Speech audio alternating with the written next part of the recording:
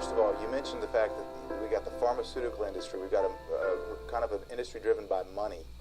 And we've got doctors that are really smart people today, brilliant medical doctors.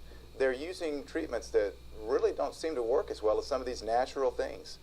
Why is it? Can you go back into the history of the Medical Association, the American Medical Association, AMA, and maybe take us back 100 years and stair-step people to current day and explain why that is? Because I've heard you talk about this in the past, and your explanation is fascinating, and I want the listeners to be able to hear this. Well, thank you for that. It is a fascinating story.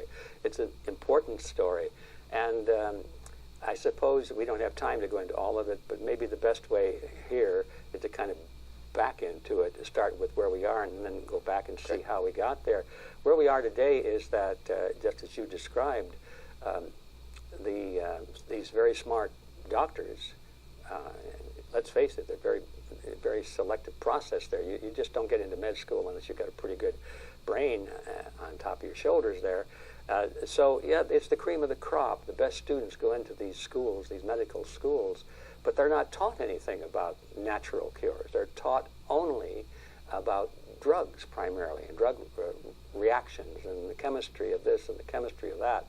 And they have to become really pharmacists in a way, that become chemists before they can even make it through pre-med. And so that's not necessarily bad, but it is a bias. And I have come to know a lot of doctors in the last couple of decades since we've been working in this field. Many doctors who came from that layer of education and who gradually and sometimes very painfully had to break away from that and go back and re-examine some of these fundamental issues. And many of them have made the transition, and they speak quite openly about it now. They say, for instance, they'll say, when I went to medical school, we never learned anything about vitamins, except we had maybe 2 hours of instruction on the structures of vitamins and minerals and so forth. 2 hours compared to hundreds and hundreds of hours about pharmacies and chemical reactions and so forth. And I remember there's one doctor, he said, my wife knows more about nutrition than I do when I came out of school. And that is not surprising when you realize, now we start to go backward in time. How did that happen? The fact that these great medical teaching universities and teaching centers are so great is because they've had a lot of money given to them. Where did the money come from? Now we're on the trail. The old saying, follow the money, and usually that'll take you right to it. Well, if you follow the money, you'll find out that most of it came from the pharmaceutical industry.